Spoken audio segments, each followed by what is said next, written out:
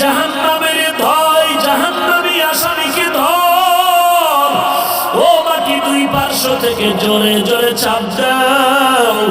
একটা মশার কামড় সহ্য করতে পারি না, কবরের চাপ কেমন করে সহ্য করবো রে বাবা।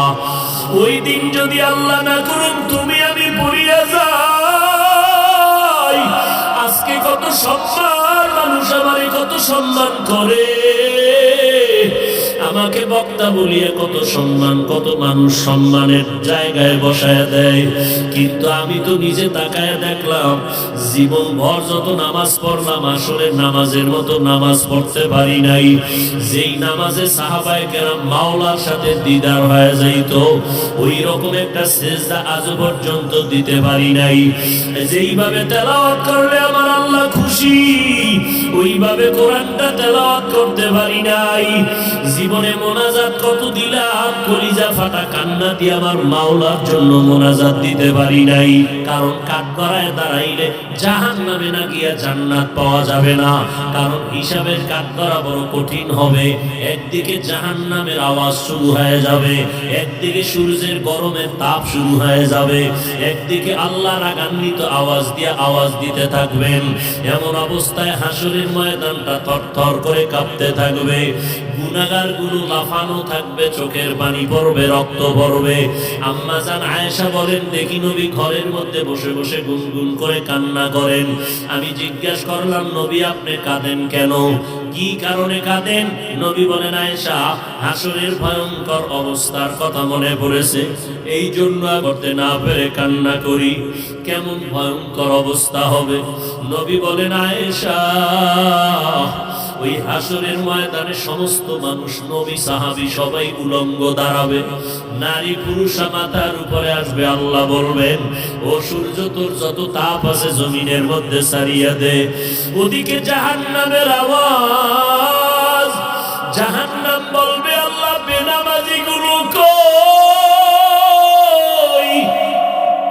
গুনাহগার গুলো আমার পেটে দাও, আমার পেটে বড় ক্ষুধা, সহ্য করতে পারি না। আল্লাহ বলবেন, ও ফেরেশতারা জাহান্নামের গলায় ৭০,০০০ শিকল লাগাইয়া পেছনে টেনে ধর, যদি সামনে আগে আমি বিচার শেষ করতে পারবো না। ওদিকে আমার আল্লাহ বিচার শুরু করার আগে কঠিন এক হুঙ্কার দিবেন, লিমানিল মুলকুল ইয়াউম লিল্লাহিল ওয়াহিদিল কাহ্হার। মদিনার নবী বলেন, আয়েশা এমত অবস্থায় সূর্যের গরমে জমিনটা হয়ে যাবে তামা, জাহান্নামের আনিত আওয়াজ।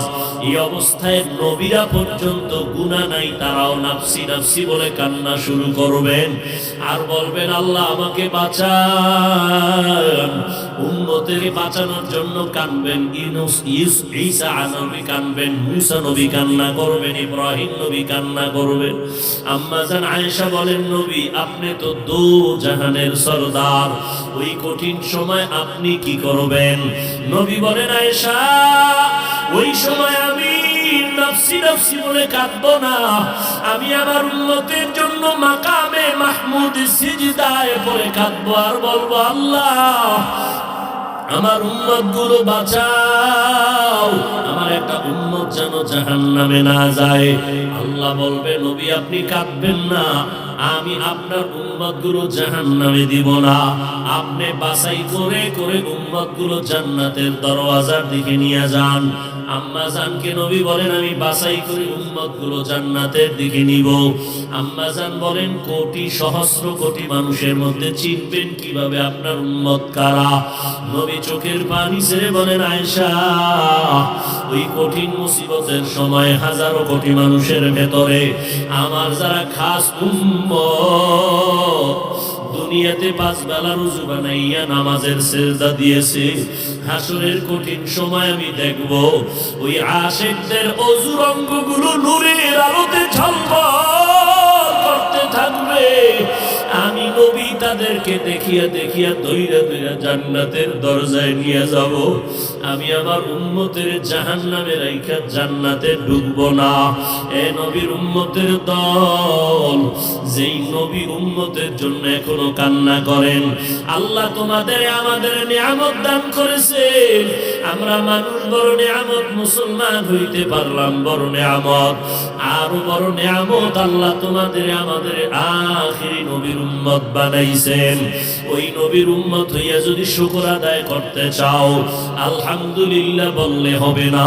হাঁটতে চলতে সব সময় নবীর সুন্নতের আমল করো, তো নবীর দরুদ সালাম পড়ো, নবীর তরিকায় জীবনটা চালাও, নবীর তরিকায় ব্যবসা করো, নবীর তরিকায় চাকরি করো, নবীর তরিকায় মা বাবার খেদমত করো, নবীজির মোহাব্বত নিয়ে বান্দা চলো।